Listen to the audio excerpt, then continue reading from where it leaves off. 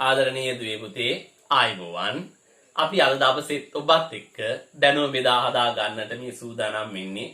අද දවසේ අපි සාකච්ඡා කරන්නේ කෝලම් නාටක තුලින් කොහොමද ගැමි සමාජ විවරණය කරන්නේ.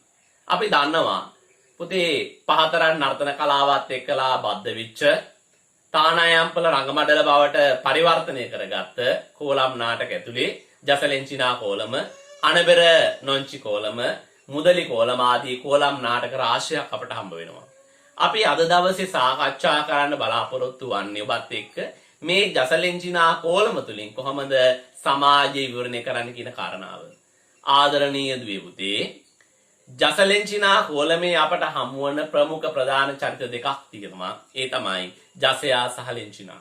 මේ දෙදෙනාගේ පෞල් සංස්ථාවේ ගැටුම තුලින් සමාජයට කිසියම් පණිවිඩයක් ලබා දෙනවා කෝලම් නාටක තුලින්. පුතේ මේ කෝලම් නාටක ගැන කතා කරනකොට පුතේ මේ කෝලම් නාටක හුදු ප්‍රහසනය අරමුණු කරගත්ත ගැමි නාටක විශේෂයක් කියලා මහාචාර්ය ඉදිරිවීර සරච්චන්ද්‍ර මහතා ප්‍රකාශ කරනවා. හැබැයි ඊට වඩා පුතේ වෙනස් අර්ථකථනයක් කරනවා එම්.එච්. ගුණතිලක මහතා. ඔහු කියනවා නෑ මේ කෝලම් නාටක පූජාර්ථය අරමුණු කරගත්තක්. ගර්භා සංරක්ෂණ ශාන්ති කර්මයක්. පංචනාරී ඝටය, නාරිලතා කෝලම, බඩදරු කෝලම ආදී කෝලම් නාටක, ඒ වගේම කෝලම් නාටක පුරා වෘතය මේකට උදාහරණ සාක්ෂි සාධක කොට දක්වන්න පුළුවන් කියලා ප්‍රකාශ කරනවා. ඒ කෙසේ වෙතත් පුතේ මේ ජසලෙන්චිනා කෝලමත් එහෙමනම් මේ ගැමි සමාජයේ විවරණය කරන ගැමි නාටකයක්. ජසයා කියලා කියන්නේ තමන්ගේ රැකියාව රිදිසේදීම කරගත්ත පුජ්‍යලයක. ඒ චරිතයේ ඇතුලේ පුතේ අපට හම්බෙන ප්‍රමුඛ චරිත ලක්ෂණ කිහිපයක් තියෙනවා. තමන්ගේ වෘත්තය පැහැර හැරීම, රාජකාරිය පැහැර හැරීම, බේබදුකම, සල්ලාල ජීවිතය, තම රැකියාව පිළිබඳ උදම් මැනීම, පෞල් සංස්ථාවේ ගැටුම, මෙන්න මේ කියන චරිත ලක්ෂණ සියල්ලම අපට ඔය කියන ජසයාගේ චරිතෙන් ගම්මිමාන වෙනවා. පෙර සිට පැවතේන සිරිතට පොදිය බැඳගෙන උරපිට තබාගෙන යෝධ ජසයා ඒ විදුවගෙන. මේ කෙටි කවියට පස්සේ ජසයා වේදිකාවට එනවා. ඒ වේදිකාවට ආපු ජසයා පුතේ ගායනා කරන කවියෙන් ඔය ජසයාගේ චරිත ලක්ෂණ මැනවින් විස්තර කරනවා. මේ ගම්පියසේ හේනේ මාමලා කොච්චර සිටියත් මං වගේ වෙන නැත. කොච්චර හිටියත් අය මං වගේ නෑ. තමන්ගේ චරිතය පිළිබඳව උදම් මැනීම, මෙවැනි චරිත නූතන සමාජය තුළ, ගැමි සමාජය තුළ අපට ඕනෑ තරම් දකින්න පුළුවන්කම තියෙනවා. රජවාසලයෙන් සලුපිලි අරගෙන යන්නිමි රජු වඩිනා පෙරමුණයට. දෙවනුත් මම යමි මේ පුරේ වට, පිරුවට දී කිලිටුත් අරගන්නට. තෑගි නුදුන්වත් රාලහා මිලමට, තැබෑරු මේ තියා බොන්නිමි රෙදි ටික. පුතේ මේ සල්ලි දුන්නේ නැත්නම් තැබෑරු මේ තියලා රෙදි ටික බොනවයි කියලා කියන ප්‍රකාශය ඇතුලේ ගම්මේ වෙන්නේ, තහවුරු වෙන්නේ තමන්ගේ රාජකාරිය පැහැර හැරීම.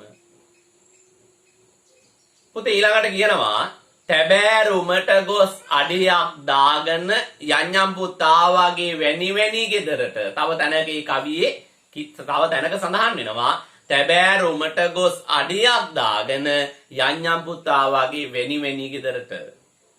හැබැයි තමන්ගේ බින්දට බයයි. ඊට පස්සේ කියනවා නේද, ගෙදර හොඳ දැනගත්තොත් මගේ මේ කෙස් ටික සිදිනවා සත්තට.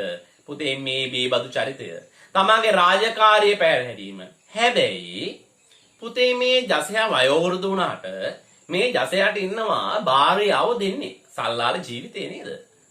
ඒ තමයි පුරාන්සිනා සහ ලෙන්චිනා. වයෝවෘද්ධ වුණත් පුතේ බේබදු චරිතයක් වුණත් මේ ඇතුලේ ගැබ්බෙලා තියෙනවා සල්ලාල චරිත ලක්ෂණ. ඒ නිසා කියනවා රූබර අමුවකි ගතමනා මගේ සුකුමල භාර්ය ලෙන්චිනා. ඊට නොදැවිනි පුරන්සිනා ඇය දුටුවම යයි මගේ හදපිනා. පුරන්සිනා සහ ලෙන්චිනා රූමත් තරුණියෝ දෙන්නෙක් ඇයට ඉන්නවා. ඔහුට ඉන්නවා ඔහුගේ සල්ලාල ජීවිතය අනාවරණය කරනවා. ආදරණීය දුවේ පුතේ, ඔය තමයි ජසයාගේ අපට ගම්මි වෙන චරිත ලක්ෂණ. ලෙන්චිනා හරි රූමත් තරුණියක්. තමන්ට සමාජ අසාධාරණයක් වෙලා තියෙනවා. මව්පියෝ නිදහස් වෙන්නට මම දුන්නයි නාකිව් හමෙකුටා. උන් දලහට කමුරන්නට මම ඉන්නේ සුරන්හට දෙස්කොටා. මං දෙවියන්ට කියා ඉන්නේ. මං උන්ට කමුරන්ට තමයි මම මේ දීගෙක දුන්නේ.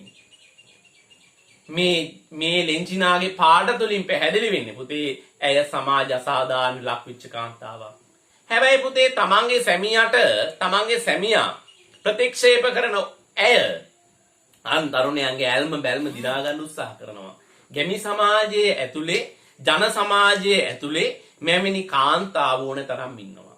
ඒ නිසා තමයි අපි කියන්නේ මේ ගැමි නැටුම් තුලින් මේ ජසලෙන්චිනා කෝලම තුලින් මේ නිරූපණය කරන්නේ ගැමි සමාජය. මේ විවරණය කරන්නේ ගැමි සමාජය. එනසල් සහබුල තුත් මෙමං ගෙනැවිත් ඇත මගේ මල්ලේ කනවනම් මුන් දැලහට නොදැනිමි සහතිකෙන් අන් තරුණයන් හට දෙමි සන්තොසින්. ඔතන ව්‍යංගයකුත් තියෙනවා පුතේ එනසල් බුලත් කතා කළා නෙවෙයි. හැබැයි මේ කියනවා පුතේ මම ප්‍රතික්ෂේප කරනවා මගේ සැමියා. හැබැයි අන් තරුණයන්ට හරි කැමැත්තෙන් එනසල් සහ බුලත් කන්න දෙනවා. මේ තමයි පෞල් සංස්ථාවේ ගැටුම. ඒ විතරක් නෙවෙයි අන් තරුණයන්ගේ තමන්ගේ සැමියාට අකමැති ලෙන්චිනා අන් තරුණයන්ගේ ඇල්ම බැල්ම දිනා ගන්න උත්සාහ කරනවා. මෙවැනි කාන්තාව ඕනෑතරම් සමාජය ඇතුලේ අපට සුලභව දකින්න පුළුවන්කම තියෙනවා.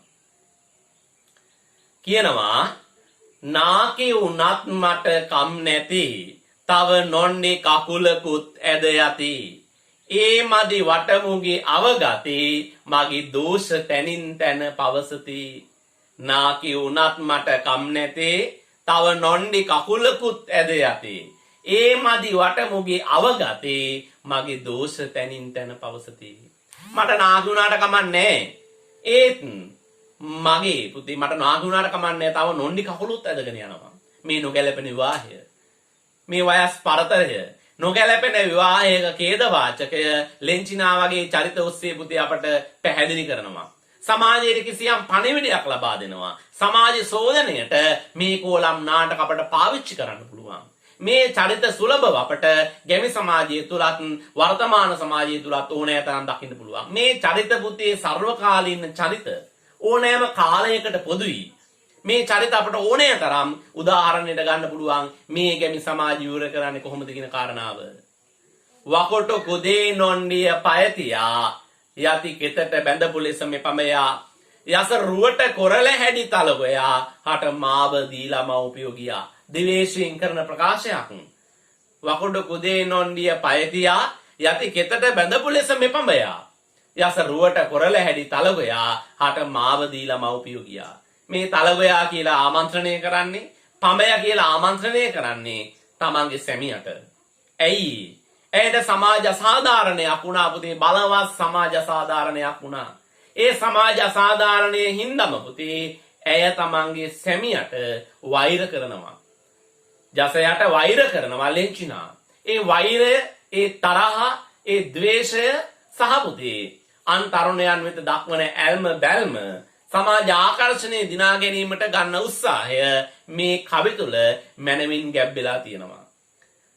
හරිනේ? එහෙමනම් ඔන්න ඔය විදියට ලෙන්චිනාගේ චරිතය තුලනුත් පුන පුනා ගැමි සමාජය විවරණය කරන විතරක් නෙවෙයි ගැමි සමාජය තුල අපට දකින්න පුළුවන් චරිතයන් පිළිබඳව මනා පුතේ නිරූපණයක් කරනවා මේ ජසලෙන්චිනා කෝලම ඇතුළේ. ඒ රෝමත් ස්ත්‍රියක් ඒ රෝමත් බව ගැන කියනවා. ඒ වගේමයි තමන්ගේ සැමියාට ප්‍රිය කරන්නේ නැහැ. ඒ විතරක් නෙවෙයි පෞල් සංස්ථාවේ ගැටුමක් තියෙනවා. අන් තරුණයන්ගේ අන් සමාජයගේ පුතේ ආකර්ෂණ දෙලා ගැනීමට උත්සාහ කරනවා. ඒ ගතිය තියෙනවා. මේ පෞල් සංස්ථාව පුතේ දෙදරා යන්න සූදානම්. පෞල් සංස්ථාව දෙන ගැටුම මේ සියල්ල පුතේ ගැප් කරලා අපට නිරාවරණය කරනවා මේ රූමත් තරුණියගේ මේ රූමත් තරුණ ස්ත්‍රියගේ චරිතය තුලින්. අපට ඕනෑ තරම් මේ ජසලෙන්චිනා කෝලම ඇතුලේ කවි උදාහරණයට ගන්න පුළුවන්. මේ ලෙන්චිනා කියන කවි අපට උදාහරණය ගන්න පුළුවන්. මේ චරිතය කොහොමද අපට ගැමි සමාජය විවරණය කරන්න කියන කාරණාවට අදාළව.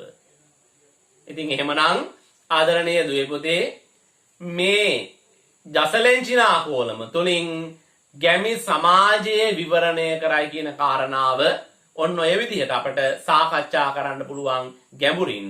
තවදුරටත් අපිට තව කවි තියෙන ඕන තරම් කතා කරන්න, නමුත් පිළිතුරක් සංවිධානය කරනකොට අපිට යම් සීමාකාරී තත්වයක් තියෙන නිසා ඔය විදිහට අද දවසේ ඔබත් එක්ක දැනුම් බෙදා හදාගත්තා. ඔබ සියලු දෙනාත් එක්ක මේ විදිහට මේ තියෙන පුතේ ඔබට පීඩාකාරී තත්වයක් මත ඔන්ලයින් ඉගෙනුම් ක්‍රමයේ පමණක් ශේෂව තබන මොහොතක ඔබත් එක්ක දැනුම බෙදා හදා ගන්නට මම නිරන්තරයෙන් ඔබත් එක්ක ඉන්නවා කියන කාරණාව මතක් කරමින් අද දවසට බෙන් සමුගන්නවා. මම ඔබ සියලු දෙනාට සුබ දවසක් වේවා. ආයුබෝවන්. තෙරුවන් සරණයි.